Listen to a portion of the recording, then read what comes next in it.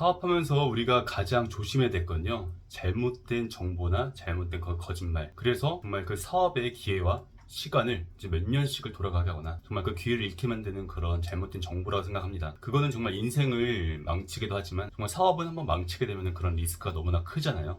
그래서 오늘은 그 사업과 관련된 가장 대표님이 많이 속고 있는 거짓말 4가지를 말씀드리도록 하겠습니다. 이 내용을 몰라서 제가 지금 관리를 한 6년째 하고 있는 기업 대표님은요, 얼마 전에서야 정말 이 내용이 맞다고 자기도 그렇게 생각한다고 말씀하시면서 진짜 한 2년 만에 될 거를 5년을 걸려서 얻게 된 대표님이 있으시고요. 자산을 어느 정도 형성하신 거죠. 그리고 한 대표님은요, 어떻게 보면 이 내용을 잘 모르고 있었지만 저하고 같이 이야기하면서 충분히 이해를 하시고 납득을 하시고 하셔가지고 정말 5년 걸릴 일을 거의 지금 1, 2년 만에 자산 취득까지 할 수 있는 단계까지 사업이 잘 풀려오고 있습니다. 그래서 이 내용을 보시는, 영상을 보시는 대표님들도요, 이 4가지 거짓말 중에서 저는 한 최소 2가지는 거의 은연중에 자기도 모르게 속고 계실 것 같아요. 그 내용을 지금부터 알려드리도록 하겠습니다. 첫 번째는요, 가장 평범할 수 있고 가장 많이 속으면서도 일반적일 수 있는, 스스로가 속이는 거 있잖아요. 우리 기업에 제품이나 품질이 좋으니 잘 될 거야 라는 생각입니다. 아무리 좋은 제품도요, 모르면 안 삽니다. 그리고 페이머스라는 책에서도 이야기하는 게 한번 유명해지는 유명세가 더 큰 유명세를 만들어주는 것처럼 어떤 유명해지는 것에 있어서는 필연성은 없다는 내용입니다. 그러니까 필연성이라면요, 꼭 어떤 제품이 품질이 좋다고 유명해지는 거 아니라는 거. 근데 반대로 그만큼 그 내용을 알기 때문에 어떤 기업이나 어떤 잘 되는 회사들도요, 그만큼 마케팅, 광고에 신경을 쓰고 있는 거예요. 그런데 반대로 현재 너무 알려지지 않은 우리 중소기업 대표님들은요, 그런 것들을 정확하게 그냥 우리 제품이 좋고 품질이 좋으면 잘 될 거야 라는 생각을 너무 막연히 많이 가지고 계시고, 그렇기 때문에 사업이 힘들어지는 분들 너무 많이 봤습니다. 당연히 그 품질이 좋은 거야 기본인데, 그거와 더불어서 동시에 많이 신경 쓰셔야 될 것이 마켓 알리는 것,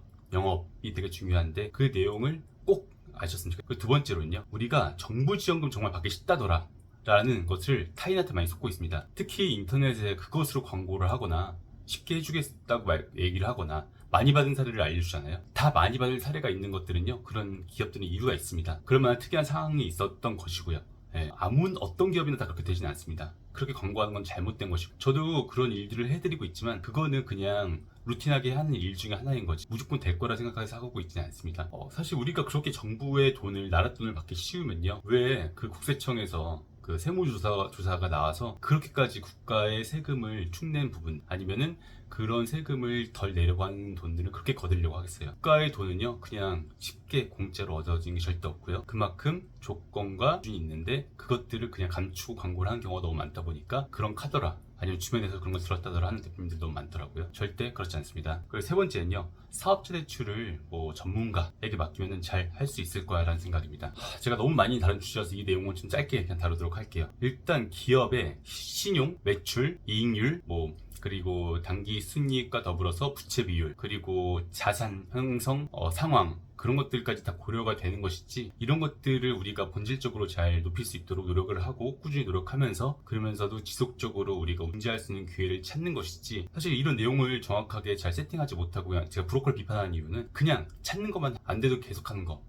물론 저도 제가 기업이 될 때까지 해주려고 하지만 그냥 본질도 같이 바꾸는 노력을 하면서 하거든요. 그러니까 우리가 그런 카더라 말만 믿고서 그렇게 하다가는 그냥 남들한테 돈을 쉽게 뜯기기 십상이다 생각을 하고 잘못된 것에 의존하고 있잖아요. 그러면 이제 제대로 된 노력을 안 하게 되더라고요. 그래서 꼭 그렇게 쉬운 건 없다 생각을 하시면 좋겠고, 마지막으로는요, 우리가 세금은 세무사에게 고용지원금 같은 그 고용 관련된 것들은 노무사에게 맡기면 다 될 거야 라는 생각 하고 계시는 분들이 너무 많습니다. 하지만 제가 정말 수많은 기업들을 경영 청구도 해드리고, 그래서 한 해에는 같이 진행을 해서 15억 넘는 그런 금액 찾아드렸고 한 시기가 있었거든요. 그리고 어떤 기업은요, 주식 비율 변경이나 그리고 이제 미리 신고를 통해서 세금을 몇 억씩 아껴드린 기업 자주 있는 건 아닙니다. 근데 이런 사례들이 발생한 기업들이 그럼 세무사가 없었냐, 담당자가 없었냐? 아닙니다. 있었고 철석까지 믿고 있었고, 어떤 기업들은요, 우리 노무사가 알아서 다 고용 주고 있다 하는데 알고 보니까 그렇게 뻥뻥 치면서